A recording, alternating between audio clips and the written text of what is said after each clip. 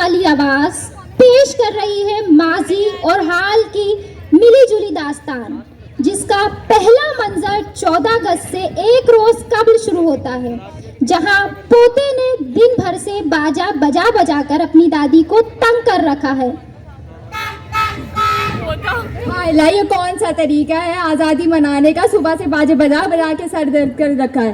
ए बिगड़ता, इधर आके बैठ तू। अबे हाँ, तू इधर आ। ये मुझे एक बात बता, ये तेरी कोई उम्र है बाजे बजाने की?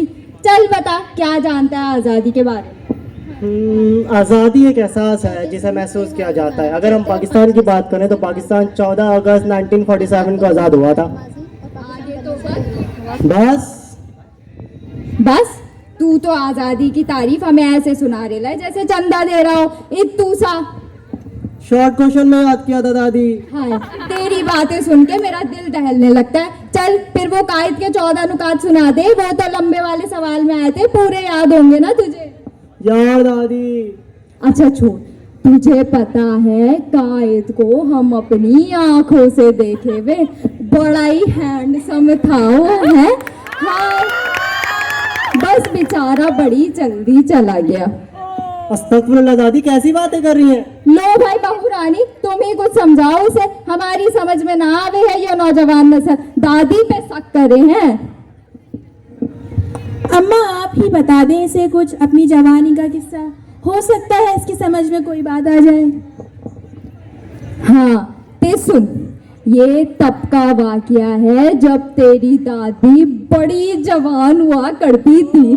ये चाल ढाल तेरी दादी की। यार दादी, बात पे आए। ए तो सुन, तो हुआ कुछ यूं। नौजवान नस्ल से पाकिस्तान की अहमियत जानकर दादी अपनी जवानी के दिन याद कर रही हैं, जब पाकिस्तान का वजूद तो न था, लेकिन इसकी अहमियत आज से ज्यादा थी। सब्जी वाले सब्जी, सब्जी ताजी ताजी सब्जी ले लो। सब्जी वाले सब्जी, आलू वाले, प्याज वाले, भिंडी वाले, टमाटर वाले, गोभी वाले, शलजम वाले, सब्जी ले लो। सब्जी ताजी ताजी सब्जी है भैया, आज सुबह लाया आपने बागीचे से। जी भाई बोलिए। भैया जरा देख के सब्जी देना, पिछली बार भी आपने आलू खराब दिए थे। अरे बाजी, आलू में खराब है नहीं लगता, मेरा अपने बाजी की ताजी सब्जी है। रोज रोज काट काट के लाता हूँ मैं वहाँ से। हैं ये देखो कैसा बेहतरीन माल करें आप। अच्छा। ये देखो ताजी ताजी सब्जी है। आज़ादी लेके रहेंगे, आज़ादी लेके रहेंगे, आज़ादी। भैया ये किस आजादी की बात कर रहे हैं? ये क्या हो रहा है? अरे बाजी, आपको नहीं पता, आजकल का जो जमाना है ना, वो अपने लिए अलग वतन के ख्वाब देख रहे हैं। वो कह रहे हैं हमें अपने मजहब के लिए अलग मुल्क चाहिए, हम तो इस मुल्क में इनके साथ नहीं रह सकते। इनका मजहब अलग है, हमारा मजहब अलग है, तो इसके लिए उन्होंने जो सर तोड़ कोशिश जारी कर दी है। लेकिन मुझे लगता है कि आजकल की जवान नस्ल है ना, ये पर शहर के 2 टुकड़े करवा के ही रहेंगे। वैसे मुझे नहीं लगता कि इनको सुकून मिल जाए। अच्छा, नए इलाकों की तरफ गामजन है। वक्त 14 अगस्त 1947। 1947 का है। अब्बा आंखें खोले अब्बा। अब्बा चले पाकिस्तान चलते हैं अब्बा। अब्बा आपने कहा था हम पाकिस्तान साथ जाएंगे, पाकिस्तान ज़्यादा दूर नहीं है अब्बा। अब्बा प्लीज़ आंखें खोले अब्बा। अब्बा आप एक वाहिद ही तो रिश्ता बचे थे मेरे पास, मुझे नहीं पता था आज़ादी की इतनी बड़ी कीमत देनी पड़ती है अब्बा। अब्बा प्लीज़ आंखें खोले अब्बा। अब्बा अब्बा आंखें खोले अब्बा। अब्बा प्लीज़ आंखें खोले अब्बा। अब्बा आंखें खोले अब्बा। अब्बा मेरी तरफ देखे अब्बा। बस करे अभी, उठे उठे, जल्दी हो गए, टाइम नहीं। देखो आ रही ट्रेन जाने वाली है, अगर ये ट्रेन गई ना या फिर कल ही ट्रेन आएगी और आप इसको जरा जिंदा नहीं बचेंगे। उठिए, अब देखो इसने तो अपने वतन के लिए जहाँ में शहादत नौश कर ली है, अगर आप भी यहाँ रुकी रही तो आप भी नहीं बचेंगी। उठे, अगर आप चाहते हैं कि आपके बच्चों का मुस्तकबिल बेहतर रहे तो उसके लिए आपको अभी उठना ही पड़ेगा। जल्दी उठिए। रुक जा, मुझे बस अपने अब्बा को उठाने दे। अब्बा अब्बा प्लीज़ आंखें खोले अब्बा। अब्बा अरे उठे बाजी, उठे उठे, टाइम नहीं है, उठे उठे, चलो जल्दी करें। उठे उठे उठे उठे उठे उठे, जल्दी जाए, जल्दी करें, जल्दी करें। माजी की तल्ख यादों को दोहराने के बाद, अपने पोते को 14 अगस्त की अहमियत समझाने के बाद इस मुल्क की तरक्की के लिए हुई दुआ गो। दी सलाह पोते को भी यही, पढ़ लिख कर नाम रोशन करो मेरे वतन का। तो दादी, आपने इस मुल्क के लिए अपने रिश्तेदार, अपना माल, सब कुछ खो दिया। हाँ, अब आई तेरी अकल में कुछ बात। अब ये बाजा छोड़ और जाके 2 नफल शुक्राने अदा कर। और हाँ, फिर ट्यूशन जाइयो, पढ़ लिख के कुछ बन इस मुल्क के लिए। अच्छा दादी, इधर आए, मेरी बात सुने। बोल। तू इधर आ जरा, इधर। हाँ, लेकर बैठ गई अखबार, जानने को इस मुल्क का हाल।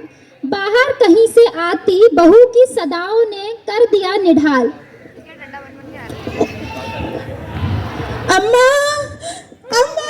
अब कौन सी आफत आन पहुंची है? क्यों पूरा घर सर पे उठा रखा है? अम्मा, फायरिंग हुई है, सड़क पे सैफ को गोली लगी। अम्मा, तेरा दिमाग तो ठीक है, क्या बोल रही है?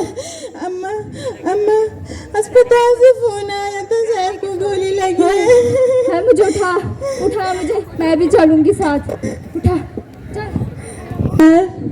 बेटा उठो। सैफ, सैफ, देखिए मुझसे सैफ बात नहीं कर रहा। अम्मा, अम्मा देखिए सैफ मुझसे बात नहीं कर रहा। सब्र करो बेटा, अभी हार नहीं, अभी होने बहुत कुछ बचा है। चेहरे पर लिए एक तल्ख सी मुस्कान, सबर का दामन थामे खड़ी है दादी जान। ये लम्हा अनजाना नहीं उसके लिए, कल इसी मुल्क की खातिर हुए थे कुर्बान, आज इन्हीं मुल्क वालों ने किया कुर्बान। वक्त है 14 अगस्त सन 2022। सब्र करो बेटा, अभी हार नहीं माननी, अभी तो खोने को भी बहुत कुछ है। जब से पाकिस्तान बना है हम खो ही तो रहे हैं, कभी अपनी इज्जत, कभी अपना मकान, कभी अपने अजीज। है कोई जो इस सबके खिलाफ खड़ा हो? नहीं। और हम सोचते हैं हमारी नौजवान नस्ल आज़ादी को क्यों नहीं समझती। अरे इसे जिंदा छोड़ा जाएगा तो ये कुछ समझेगी ना। और हम अपने पोते को आज़ादी समझाने चले थे। हम आज़ाद कब हुए मुझे नहीं याद पड़ता। हाँ, हम अलग ज़रूर हुए थे, पर हम आज़ाद नहीं हुए कभी भी। किसने हमारे जहनों में डाल दिया कि हम आज़ाद हैं? हम गुलाम थे, गुलाम हैं, और अगर यही हालात रहे तो ज़िंदगी भर गुलाम रहेंगे। कैसे मैं इस बेहिस कौम को, जिसके साथ कुछ कर लो, उसके ऊपर कितनी ही महंगाई कर लो, उसके अजीजों को इसी तरीके से भेड़ बकरियों की तरह मार डालो, वो खड़ी ही नहीं होती, ऐसी कौम को मैं आज़ाद कैसे कहूँ? मगर हाँ, इनके पसंदीदा सियासतदानों को कुछ बोल दिया जाए या उनके खिलाफ कुछ हो जाए तो सड़कों पे निकल आते हैं, बसें जला देते हैं। पता है ऐसा क्यों है? क्योंकि हम कभी इस वतन के थे ही नहीं, हमने कभी इस मुल्क से मोहब्बत की ही नहीं थी। हम हमेशा से शख्सियत परस्त थे। हम खुद इन शख्सियतों को लाते और इनकी परस्तिश शुरू कर देते हैं, फिर चाहे हमारा वतन का कितना ही कबाड़ा क्यों ना कर ले, हम इनकी पूजा करना नहीं छोड़ते। हाँ, हम इन शख्सियतों के गुलाम हैं। सुना सबने, हम गुलाम हैं, इसलिए यहाँ मौजूद हर गुलाम को आज़ादी मुबारक।